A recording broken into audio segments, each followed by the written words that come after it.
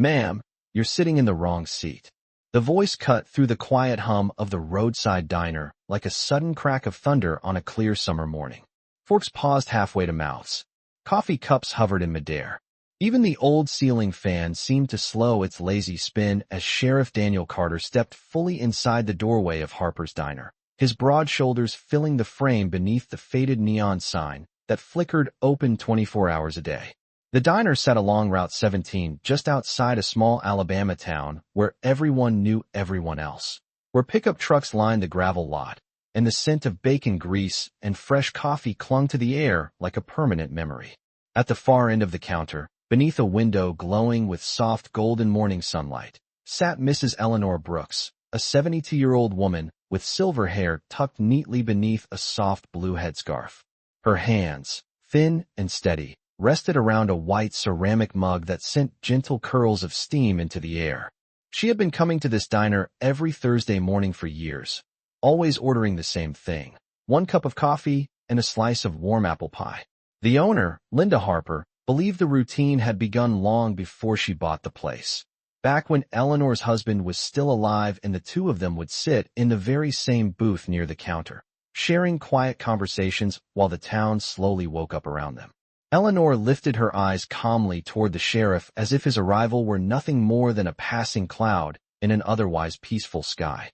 Sheriff Carter took a slow step forward, the polished leather of his boots echoing softly across the checkered tile floor. His badge caught the morning light, flashing briefly like a signal. Several regulars exchanged uneasy glances, but said nothing.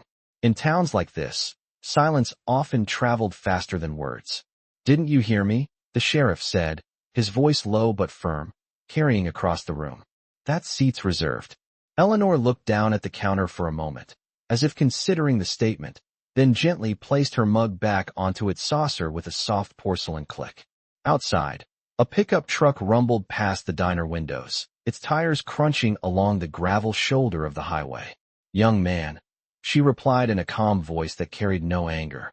"Only quiet patience. I've been sitting here a long time." The statement hung in the air like a slow, drifting cloud. Sheriff Carter's jaw tightened slightly. Behind the counter, Linda Harper wiped her hands nervously on a dish towel, her eyes darting between the two. She had seen plenty of tense moments in this diner over the years, but something about the stillness of Eleanor Brooks made this moment feel different, heavier somehow. The sheriff stepped closer until he stood beside the stool where Eleanor sat.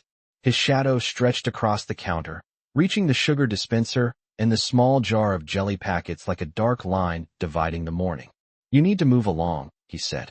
Eleanor didn't raise her voice. She didn't rush. Instead, she reached slowly into her worn leather handbag resting beside her on the stool.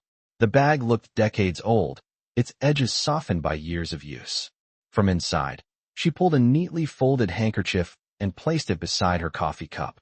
The simple motion seemed to puzzle the sheriff for a moment. The diner remained silent except for the low hiss of the coffee machine behind the counter. A young couple seated near the window glanced nervously toward the door, as if wondering whether to leave. Eleanor then lifted her eyes again, meeting the sheriff's gaze with a calm steadiness that carried the weight of someone who had seen many mornings come and go. "My son always told me something," she said softly. "He said anger has a way of revealing who we really are." Sheriff Carter blinked once, clearly not expecting the response.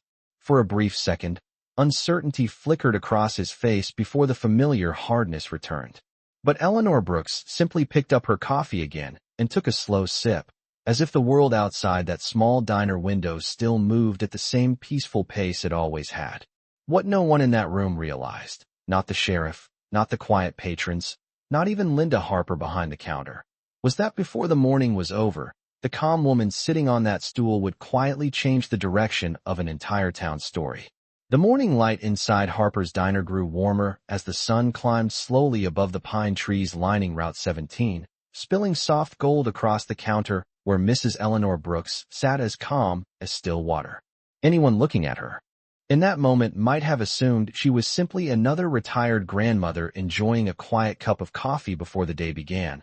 But Eleanor Brooks carried a life behind those steady eyes that stretched far beyond the small Alabama town surrounding the diner.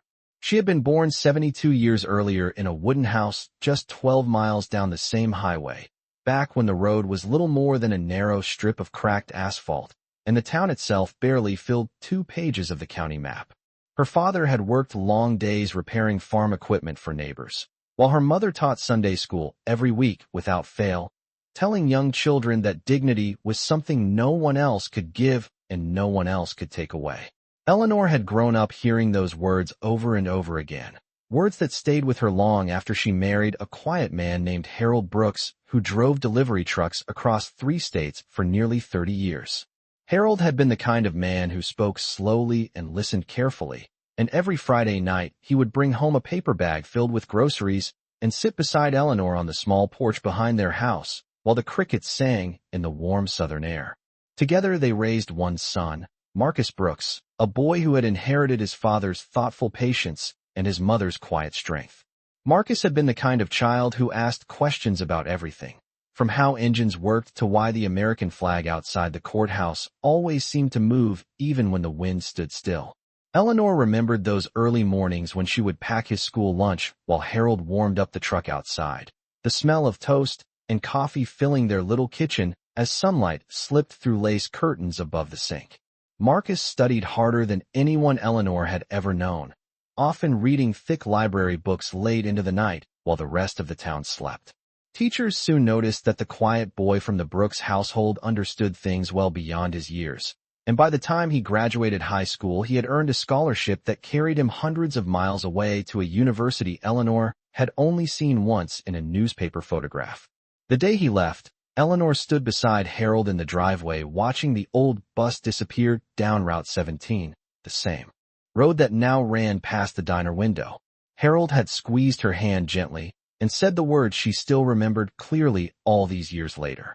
"Our boy is going to walk into rooms that people like us never imagined." Eleanor never told many people about Marcus after that, not because she was ashamed, but because she believed a person's worth should never need an explanation. After Harold passed away 8 years earlier, Eleanor continued living in the small white house they had shared, tending her garden in the afternoons and visiting Harper's Diner once a week for coffee and pie.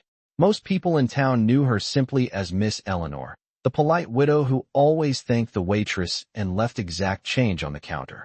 They did not know about the framed letters in her living room written on official government stationery. They did not know about the photographs of Marcus standing beside tall buildings in Washington, District of Columbia, wearing the same calm expression he had carried since childhood.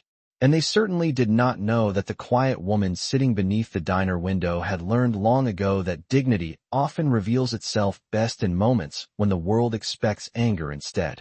Eleanor Brooks lifted her coffee mug again and took another slow sip, her eyes drifting briefly toward the highway outside, where a distant vehicle moved steadily closer along the morning road. The sheriff remained standing beside the counter, his presence heavy in the quiet diner as the seconds stretched longer than anyone expected. Daniel Carter had worn the badge in this county for almost 14 years, long enough that most people no longer questioned the sound of his boots crossing a room or the authority behind his voice. He had grown up less than 5 miles from Harper's Diner, the son of a mechanic who believed that strength meant never backing down, and that respect was something a man demanded rather than earned. As a young deputy, Carter had learned quickly how power worked in a small southern town. A uniform, a badge, and the confidence to use both could shape the rhythm of a place where people preferred calm mornings and predictable routines.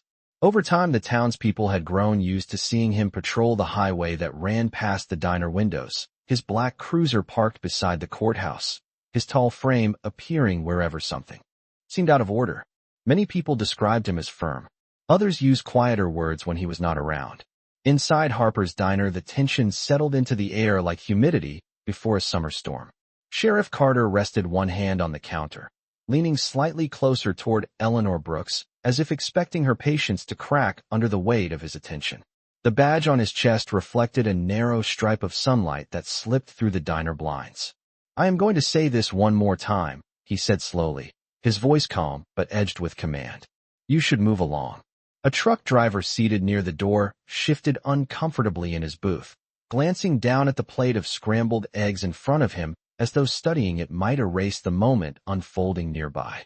Behind the counter, Linda Harper quietly poured fresh coffee into another mug, though no one had asked for a refill. The gentle clink of glass against ceramic seemed unusually loud in the silence. Eleanor Brooks sat exactly as she had before, her shoulders relaxed, her gaze steady. She did not look like someone confronting the most powerful law officer in the county. Instead, she appeared like a grandmother patiently waiting for a child to finish speaking. Outside the diner window, a warm breeze stirred the American flag mounted on the gas station pole across the road. The fabric rippled slowly in the morning light, red and white stripes moving like waves across a quiet sea. Eleanor noticed it briefly before returning her attention to the sheriff. "You must have a busy day ahead of you," she said gently, her voice carrying the calm cadence of someone who had spent decades choosing her words carefully. The statement seemed to confuse him for a moment. Carter had expected anger, or fear, or perhaps embarrassment. Instead, he found himself facing an unusual calm that did not match the tension filling the room. His eyes narrowed slightly. "This is not about my schedule," he replied. "This is about order."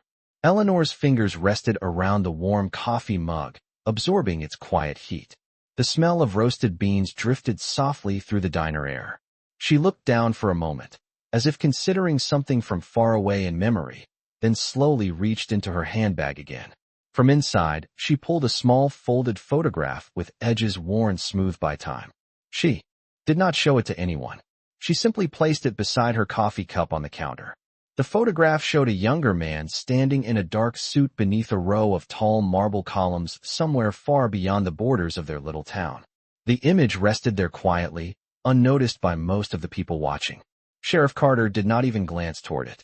His attention remained fixed on Eleanor Brooks, the calm woman who refused to react the way he expected.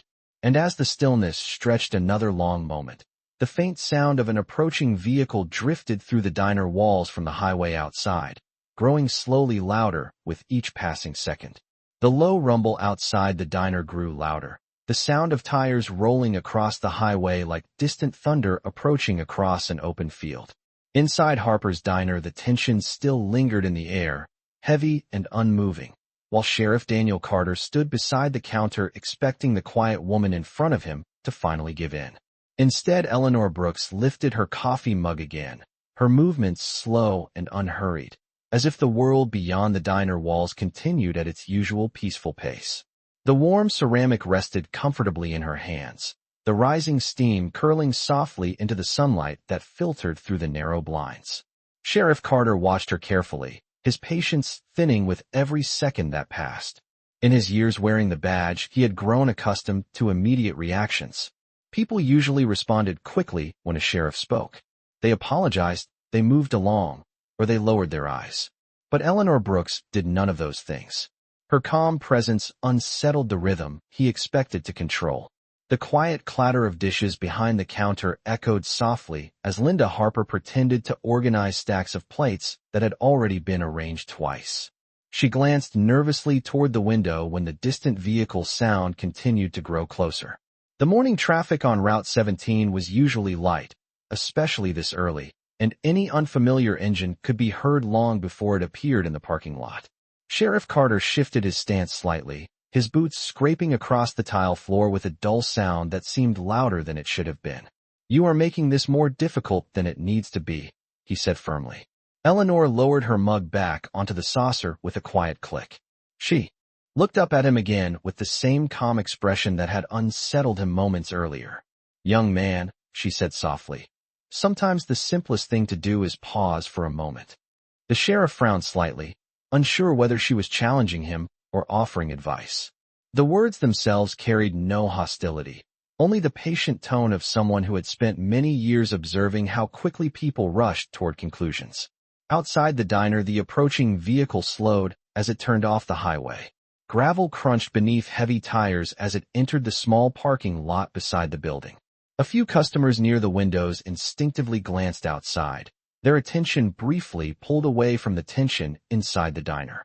Through the blinds, they could see the dark silhouette of a large vehicle easing to a stop near the front entrance. Eleanor Brooks did not turn toward the window. Instead, she reached once more toward the small photograph resting beside her coffee cup. Her fingers gently straightened the edges as if ensuring it remained perfectly flat on the counter. Sheriff Carter noticed the motion this time. His eyes flicked briefly toward the photograph, but he did not lean close enough to see the image clearly. From where he stood, it appeared to be nothing more than an old family picture. The sheriff exhaled slowly, the sound carrying the faint impatience of someone used to being obeyed. "Ma'am," he said again, his voice slightly louder now as if reinforcing his authority for the room to hear. "I do not think you understand how this works."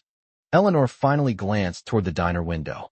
The sunlight reflected faintly in her eyes as she listened to the quiet hum of the vehicle engine outside settling into silence. For just a moment her expression softened with recognition, though no one else seemed to notice. She turned back toward the sheriff and gave a small thoughtful nod. "Oh," she replied gently, "I understand more than you might think." At that exact moment the front door of Harper's Diner opened with a soft chime, and a tall figure stepped inside from the bright morning light. The small bell above the diner door chimed softly as the tall man stepped inside, bringing with him a brief wash of bright morning light that stretched across the floor like a thin golden carpet. For a moment the entire room seemed to pause again, caught between curiosity and uncertainty. The man standing in the doorway wore a dark suit that looked sharply pressed despite the long drive suggested by the dust on the tires outside. His posture was straight, his expression calm but observant, the kind of composure carried by someone used to entering unfamiliar rooms and understanding them quickly. Sheriff Daniel Carter turned toward the door immediately, his attention shifting from Eleanor Brooks to the newcomer. The sheriff had seen nearly every face in this county, but the man standing before him was unfamiliar. The stranger removed a pair of sunglasses and slipped them into the inside pocket of his jacket before glancing slowly across the diner. His eyes moved past the booths, past the counter, past the nervous faces of the morning customers until they settled on the elderly woman seated beneath the window. Eleanor Brooks met his gaze with a quiet warmth that had not appeared until that moment. It was a look of recognition, not surprise, as though she had been expecting him long before the vehicle outside turned into the parking lot. The man nodded once in greeting before walking forward, each step measured and steady across the checkered floor. Sheriff Carter straightened his shoulders slightly as the man approached, his tone firm when he spoke. "Can I help you with something?" The stranger stopped a few feet away, his eyes briefly moving from the sheriff to the small photograph resting beside Eleanor's coffee cup. A faint smile touched the corner of his mouth before he lifted his gaze again. "I was hoping to find someone," he said calmly. His voice carried the smooth confidence of someone accustomed to speaking clearly in serious rooms. Eleanor Brooks reached for her coffee once more, her fingers steady as she took a quiet sip. The warmth of the mug seemed to anchor her patience as the moment unfolded around her. Sheriff Carter crossed his arms slowly, studying the stranger with the cautious curiosity of someone used to controlling the pace of a conversation. "This diner is not very large," the sheriff replied. "You should be able to see who is here." The man nodded slightly at the observation. "Yes," he said, glancing again toward Eleanor. "I see her now." A few customers near the booths leaned subtly forward, sensing that the quiet tension that had filled the room for several minutes was shifting into something else entirely. Linda Harper stopped wiping the counter behind the register, her attention fully drawn to the unfolding moment. Eleanor Brooks gently placed her mug back onto its saucer and looked toward the man standing near the sheriff. "You drove a long way this morning," she said with quiet familiarity. The man smiled softly at her words. "About 400 miles, he answered. "But I would drive much farther than that for breakfast with you." The statement caused a small ripple of curiosity to move through the room. Sheriff Carter looked from the stranger to Eleanor, clearly trying to understand the connection. The sheriff's voice hardened slightly as he spoke again. "If you have business here, you should make it clear." The man turned toward him fully now, his calm expression unchanged. "Of course," he replied. He stepped closer to the counter, reaching gently for the small photograph that Eleanor had placed there earlier. Lifting it carefully between his fingers, he held it up just enough for the sheriff to see the image clearly for the first time. The photograph showed the same man standing proudly in front of a large government building with tall marble columns, dressed in formal attire beneath the American flag. The room fell completely silent. The stranger set the photograph back on the counter beside Eleanor's coffee cup and extended his hand politely toward Sheriff Carter. "My name is Marcus Brooks," he said calmly. "And this wonderful woman you have been speaking with is my mother." For a long moment, Sheriff Daniel Carter did not move. The extended hand of Marcus Brooks remained calmly offered between them, steady and patient, while the entire diner seemed to hold its breath. The quiet hum of the refrigerator behind the counter suddenly sounded louder than before, and somewhere near the back booth a fork slipped gently against a plate with a faint metallic ring. Carter glanced down briefly at the photograph resting beside Eleanor Brooks's coffee cup, then back up at the man standing in front of him. The name Marcus Brooks clearly meant nothing to him yet, but something about the confidence in the man's posture made the sheriff hesitate before responding. Slowly, Carter accepted the handshake, though his grip carried more formality than warmth. Marcus returned the gesture politely and then released it, his attention drifting briefly toward his mother seated on the stool beside the window. Eleanor Brooks watched the exchange with the same quiet composure she had carried since the morning began, her hands resting lightly around her coffee mug. The sunlight continued to spill across the counter, warming the ceramic surface beneath her fingers. Sheriff Carter cleared his throat slightly. "Well," he said, attempting to regain control of the moment, "it appears you found who you were looking for." Marcus nodded once. "Yes," he replied simply. "I always do." The calm certainty in his voice carried a subtle weight that made several customers glance at one another. Carter shifted his stance again, his boots scraping lightly across the floor tiles. "Your mother and I were just having a conversation," the sheriff added, choosing his words carefully. Eleanor tilted her head slightly at that statement, though she did not interrupt. Marcus looked toward her with a gentle smile before turning back toward the sheriff. "My mother has always been very good at conversations," he said. "She raised me to listen before I speak." The remark sounded polite, but something beneath it carried the quiet authority of someone accustomed to serious responsibility. Carter folded his arms slowly across his chest. "And what exactly brings you here from 400 miles away this morning?" he asked. Marcus glanced briefly toward the diner windows where the dark vehicle outside rested in the gravel lot. "I was already on my way south," he explained. "I had meetings in Montgomery later today. I thought I would stop by to see my mother before continuing." Eleanor smiled faintly at that, the kind of expression that appears when a parent recognizes a familiar pattern in their child. Sheriff Carter looked again at the photograph on the counter, this time leaning closer to examine it more carefully.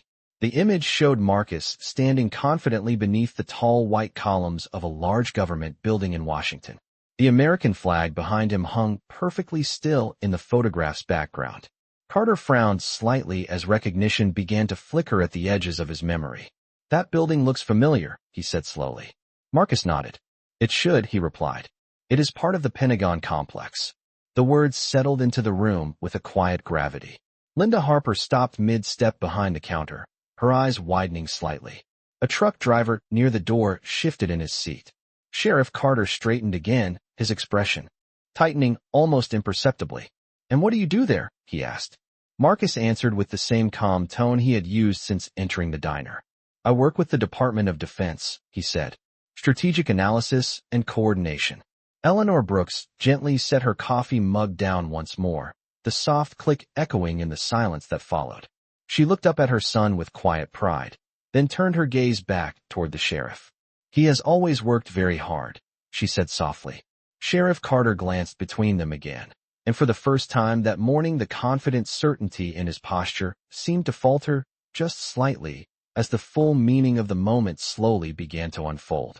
The quiet inside Harper's diner deepened after Marcus Brooks spoke those final words, as if the air itself had grown heavier with understanding. Sheriff Daniel Carter stood very still beside the counter, his eyes lingering on the photograph again before slowly lifting back toward Marcus. The confident posture he had carried into the diner earlier that morning no longer looked quite as solid. Something subtle had shifted. Outside the front window, the dark vehicle in the gravel lot reflected the rising Alabama sun, its polished surface flashing briefly with bright light. Inside, the steady ticking of the wall clock above the coffee machine suddenly seemed louder than before. Marcus Brooks rested one hand lightly on the counter beside the photograph, not claiming the space, but simply grounding himself in the moment. His expression remained calm, thoughtful, the kind of composure that came from years of working in places where every word mattered.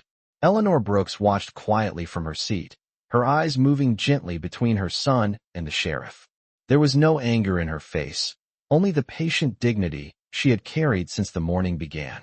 Sheriff Carter shifted his weight slightly and looked around the diner, perhaps noticing for the first time that nearly every pair of eyes in the room was now focused on him.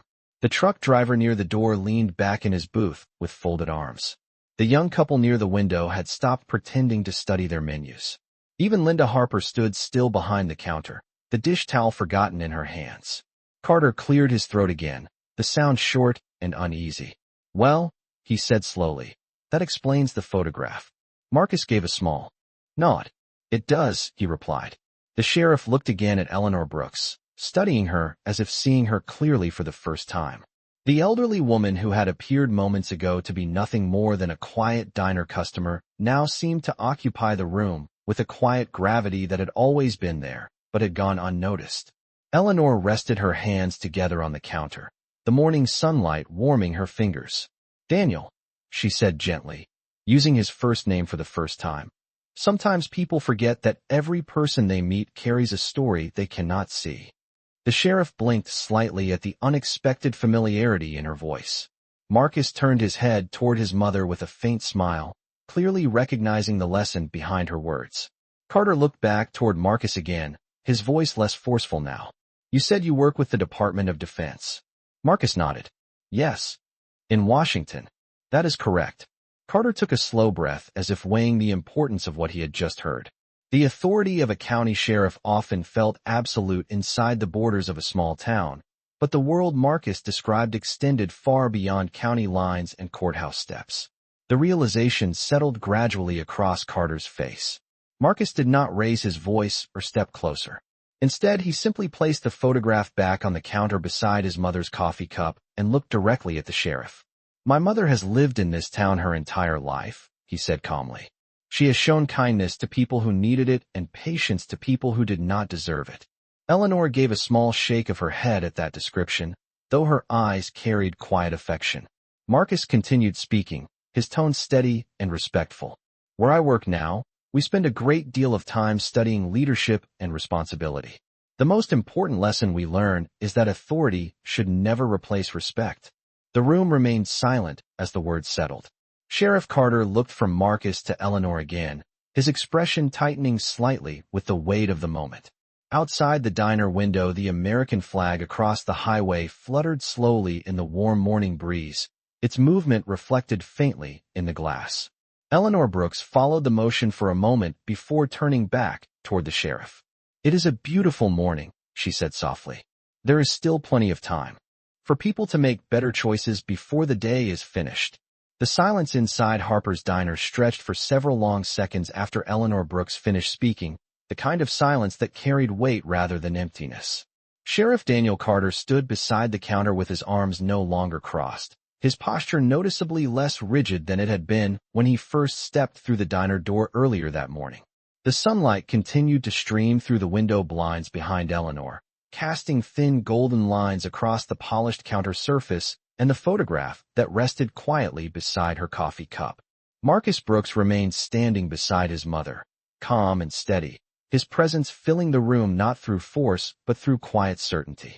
The sheriff glanced once more toward the photograph, and then toward the American flag outside the window that moved gently in the warm breeze. For the first time that morning, he seemed to truly notice the setting around him rather than simply command it.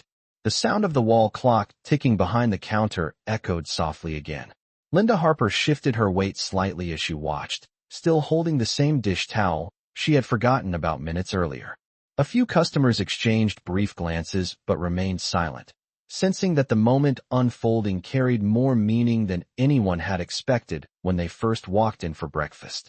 Sheriff Carter slowly exhaled and looked directly at Eleanor Brooks. The stern authority that had shaped his earlier tone seemed to fade into something more thoughtful. "Mrs. Brooks," he said carefully, his voice lower now. "I may have spoken too quickly earlier." The statement hung in the air for a moment, simple but meaningful. Eleanor regarded him quietly, her expression unchanged except for a small softness around her eyes.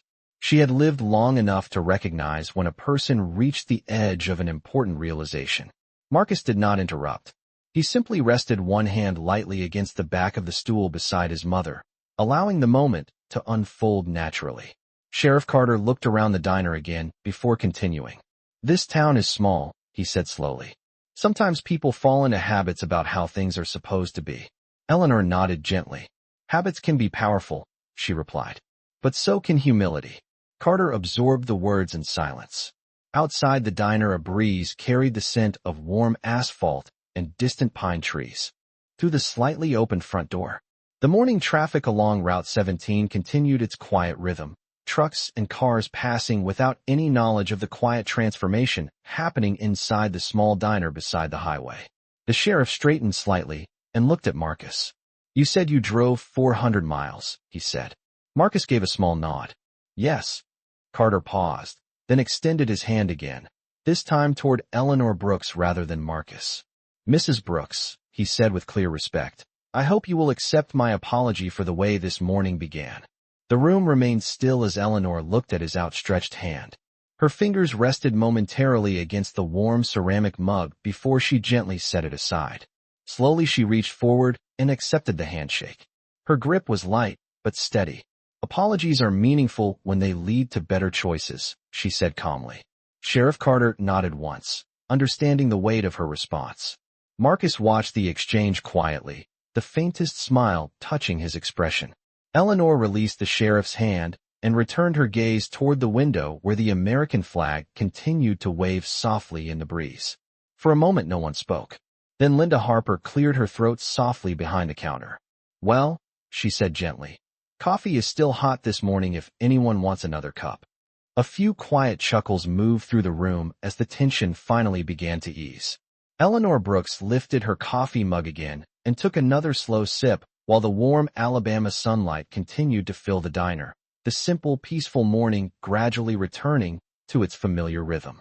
The warm rhythm of Harper's diner slowly returned as the tension that had filled the room earlier that morning faded into something quieter and more thoughtful. Plates clinked gently against the counter again, coffee poured into fresh mugs, and the low murmur of conversation gradually replaced the heavy silence that had settled over the room only minutes before. Sheriff Daniel Carter stood for a moment beside the counter as if absorbing the change in the atmosphere around him. The authority he carried as the county's law officer had always felt natural inside these walls, but the morning had reminded him that authority alone was never the whole measure of a person. He gave a final respectful nod toward Eleanor Brooks before stepping back toward the diner door. Outside, the breeze continued to move through the gravel parking lot, stirring small clouds of dust that drifted lazily beneath the Alabama sun. Carter paused near the entrance and glanced once more across the room. Eleanor Brooks remained seated at the same stool beside the window, her posture relaxed, her coffee mug resting comfortably in her hands. Marcus Brooks had taken the stool beside her now, the photograph that had revealed so much still lying quietly between them on the counter. The sheriff pushed open the diner door and stepped outside into the warm morning light, leaving the bell above the doorway to chime softly behind him. Inside, Linda Harper approached the counter with a fresh pot of coffee and a warm smile. Marcus, she said kindly, recognizing him now after the conversation had revealed more than anyone expected that morning. It has been a long time since we have seen you around here. Marcus returned the smile politely. Yes, ma'am, he replied. It has been too long. Linda poured coffee into his mug and nodded toward Eleanor. Your mother still orders the same breakfast every Thursday. Marcus glanced affectionately at Eleanor. Some traditions are too good to change, he said. Eleanor chuckled softly and shook her head. Your father would say the same thing, she replied. The mention of Harold Brooks seemed to bring a gentle quiet between them for a moment. The memory of the man who had once sat beside Eleanor in this same diner booth many years earlier. Outside the window, cars continued to pass along Route 17, their movement steady and ordinary. The world beyond the diner carried on without knowing that something meaningful had unfolded inside that small building beside the highway. Marcus lifted the photograph from the counter and studied it briefly before sliding it back toward his mother. You never told anyone about me here, did you? He asked gently. Eleanor shook her head.